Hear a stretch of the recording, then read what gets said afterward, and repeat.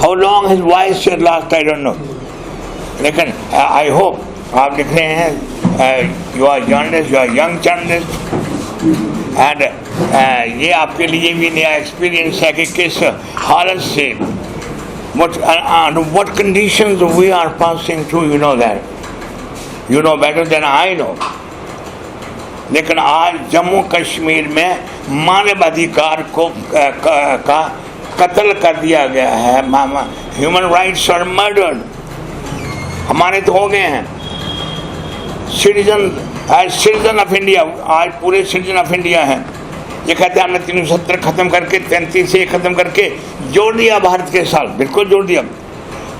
हमारी स्टेट का सबसे पहला हम पे जम्मू कश्मीर के लोगों के मानवाधिकार पर, हमारी इंटेग्रिटी पर जो अटैक किया वो ये था कि हमारी रियासत खत्म कर दी गई.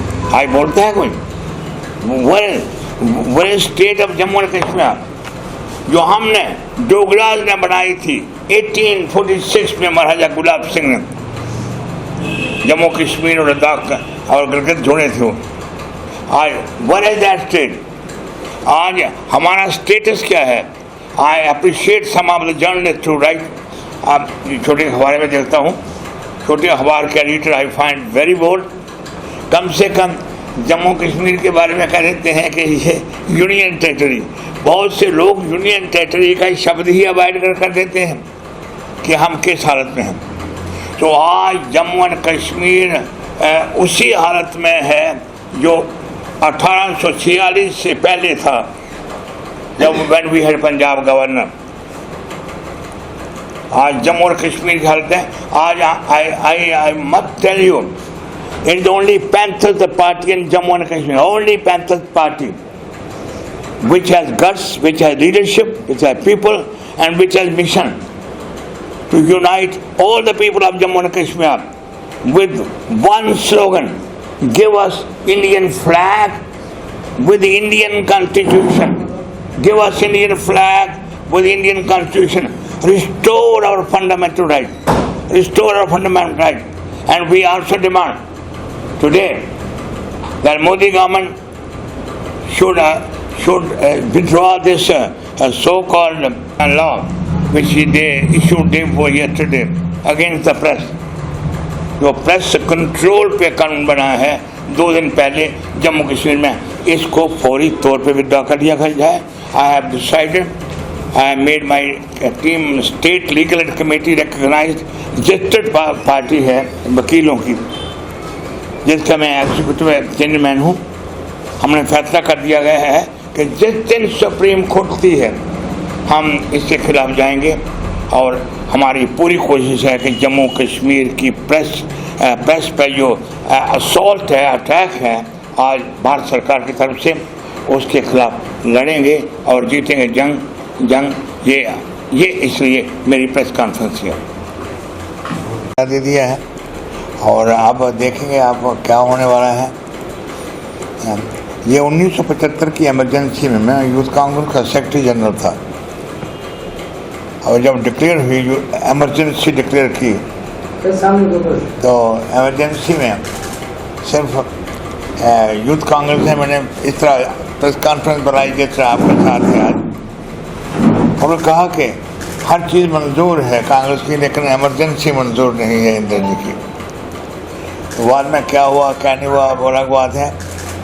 आज जम्मू कश्मीर में वही हालत है, वही दिशा कहते हैं आप, जो दिशा की वजह से दशा हो गई है. वही है कि यहाँ आप लोग आ रहे हैं. आज हमने इसलिए बुलाया जल्दी से. हो सकता है 1 हफ्ते के बाद ये कानून भी बन जाए कि कोई पॉलिटिशियन, कोई प्रेसमैन या कोई पॉलिटिकल प्रेस कॉन्फ्रेंस नहीं दे सकता है. ये आपको बिल्कुल हैरान नहीं होना चाहिए. अगर आप इस सरकार की दिशा को समझेंगे और सरकार की हालत को समझेंगे तो ऐसा लगता है कि यहाँ इमरजेंसी तो हो गई है, इन्होंने कंट्रोल कर दिया है. 3 दिन पहले मोदी सरकार ने डिक्लेयर किया कि ये जो भी प्रेस रिलीज जम्मू कश्मीर से इशू होगा, जम्मू कश्मीर में इशू होगा, उसके लिए गवर्नर को पूरी पावर है कि एलजी, गवर्नर है नहीं, एलजी कोई भी ये डायरेक्शन दे सकता है कि कौन सी प्रेस, कौन सी न्यूज़ प्रेस में जानी चाहिए या कौन सी नहीं जानी चाहिए। प्रेस मालिक हैं, बड़े बड़े लोग हैं, प्रेस मालिक हैं, छोटे छोटे प्रेस तो पहले ही बंद हो गए हैं। जम्मू कश्मीर में तो आधे से ज़्यादा प्रेस जो है, अखबार जो हैं वो बंद हो गए हैं, लेकिन जो बाकी हैं मेरे ख्याल में कब तक चलेंगे ये मुझे मालूम नहीं है। लेकिन अब मीडिया पे जो कंट्रोल लगा दिया है मोदी सरकार जी ने, उसके विरोध में ये प्रेस कॉन्फ्रेंस मैंने बुलाई है। मैंने सभी जो political party, recognize political party Jammu Kashmir की हैं, 3 ही पार्टी रिकग्नाइज हैं, एक नेशनल कॉन्फ्रेंस, एक पीडीपी और एक पैंथर्स पार्टी, जो इलेक्शन कमीशन की रिकग्नाइज पॉलिटिकल पार्टीज हैं। बाकी लोग भी हैं और एक्टिव यहाँ कांग्रेस है, क्योंकि कांग्रेस दिल्ली की मालिक है। तो ये देखिए, ये जो आप प्रेस रिलीज देख रहे हैं आज या कल तक देखेंगे, मेरे ख्याल में अभी तक खुद एडमिनिस्ट्रेशन को पता नहीं चला होगा कि जम्मू कश्मीर में जो प्रेस न्यूज़ मीडिया पे जो कंट्रोल लगा दिया गया है भारत सरकार की तरफ से, क्योंकि यहाँ से भारत सरकार के कानून चल सकते हैं। अब जम्मू कश्मीर का कोई कानून नहीं है।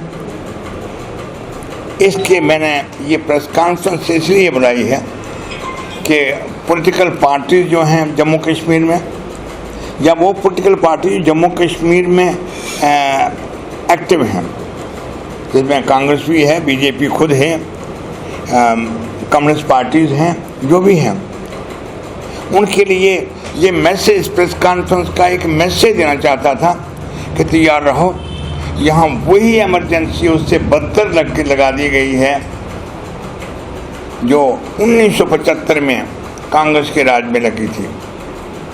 और ये इस इमरजेंसी में आप कहीं नहीं जा सकते। उस वक्त ये था कि लोग रिट पिटीशन फाइल किया, बड़े लीडरों ने, बड़े लोग मैदान में आ गए, सुप्रीम कोर्ट खुली थी। आज बदकिस्मती ये है कि जो ये कोरोना फैला हुआ है, क्या क्या है कोरोना, कोविड-19, इसकी वजह से आपको मालूम है कि 2 महीने से सुप्रीम कोर्ट भी बंद है, हाई कोर्ट्स बंद हैं। मैं सुप्रीम कोर्ट का सीनियर एडवोकेट हूँ और 5 टाइम इलेक्टेड एग्जीक्यूटिव मेंबर हूँ, सीनियर एग्जीक्यूटिव मेंबर। आज मैं भी कोर्ट के अंदर नहीं जा सकता हूँ, दरवाजे बंद हैं। अगर मुझे कहना है, ये लगाना है कि जम्मू कश्मीर में ये कोविड लगाया है, सरकार ने नया कानून बनाया है जिसकी वजह से कई अखबार तो बंद हो जाएंगे और जेलों में जाने के बाद आप रिट पिटीशन भी नहीं कर सकते हैं। यहाँ रिट ऑफ हैबेस कॉर्पस जो है कि इलीगल डिटेंशन, अब भारत सरकार कहती है ये कोई, अगर कोई भी जर्नलिस्ट या कोई पॉलिटिशियन या कोई सियासतदान ऐसे बयान देगा जो information department government of India को मंजूर नहीं है, तो पावर दी गई है एलजी साहब को। एलजी ने ये पावर ट्रांसफ़र कर दी है, जो आपके प्रोविंशियल कमिटीज़ हैं, प्रोविंशियल जो डायरेक्टर हैं, कमिश्नर हैं, उनको पावर अभी मेरे ख्याल कल की हो गई होगी, आज तो शायद अखबारों में आएगा या कल आएगा। लेकिन ये है कि अब जम्मू कश्मीर में वो इमरजेंसी पैदा हो गई है, उससे बदतर, जो 1975 में पूरे हिंदुस्तान में फैल रही। आज वो इमरजेंसी है कि उस वक्त हम कम से कम रिट ऑफ हैबेस कॉर्पस या कोई ना कोई रिट पिटीशन लगा सकते थे आर्टिकल 32 के तहत।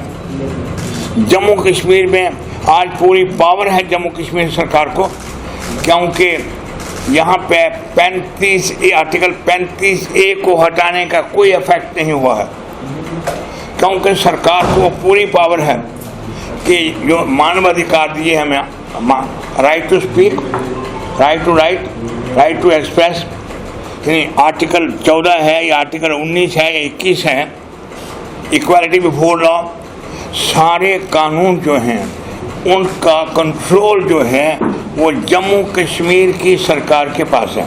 माइंड यू, यहाँ सुप्रीम कोर्ट भी कुछ नहीं कर सकती है, क्योंकि आज जम्मू कश्मीर हमें मानवाधिकार नहीं है, वो फंडामेंटल राइट्स नहीं हैं जो भारत के संविधान में हैं, क्योंकि उन मानवाधिकार को भारत की सरकार ने कटेर कर दिया है, यहाँ लागू नहीं रहे। तो सुप्रीम कोर्ट में अब आर्टिकल 32 के तहत हम जाते थे, अब हमारे रास्ते बंद हो जाएंगे, तो सुप्रीम कोर्ट बंद है। और दूसरा, जम्मू कश्मीर की सरकार को, जम्मू कश्मीर की एडमिनिस्ट्रेशन है आज लेफ्टिनेंट गवर्नर के तहत काम करती हैं, भारत सरकार के इशारे से या डायरेक्शन पे आज उसे पूरी पावर है कि कोई प्रेस वाला सुनिए, और मुझे तो असर था, लेकिन न्यूज़पेपर या प्रेस को क्या असर होगा। अब मालिक जो हैं, मैं कुछ नहीं कहना चाहता कि कई बेचारे आगे ही वो डरे हुए हैं, अब मालिकों को ये शायद ऑलरेडी निर्देश चला गया होगा। जम्मू कश्मीर में जितने न्यूज़पेपर्स हैं, जितने सीनियर कॉरेस्पोंडेंट्स हैं, कि कोई स्टोरी भी छपेगी, उस स्टोरी को पहले जम्मू कश्मीर का इंफॉर्मेशन डिपार्टमेंट जो है वो चेक करेगा। मोटी चीज़, अब कोई स्टोरी लिखेंगे या वो कह दिया है कि आप सरकार के खिलाफ लिखेंगे, प्रेस को कन्वे कर दिया गया है कि कोई चीज़ नहीं आनी चाहिए जो प्रेस के, जो गवर्नमेंट के इंटरेस्ट के खिलाफ है, यानी भारत सरकार की एक ही गवर्नमेंट है, भारत सरकार की गवर्नमेंट। इसलिए मैं यहाँ आया हूँ कि अब हमारा वक्त आ गया है कि अब हम दफ्तर में ना प्रेस कॉन्फ्रेंस करेंगे ना बात करेंगे। अब ये एक युद्ध समझ लीजिए, न्यायाधिकार का युद्ध पैंथर्स पार्टी शुरू करेगी कश्मीर से लेकर कन्याकुमारी तक, क्योंकि आज जम्मू कश्मीर के लोगों की जो हालत है भारत के लोगों को पता नहीं है, ना भारत की प्रेस को पता है। कितने अखबार बंद हो गए,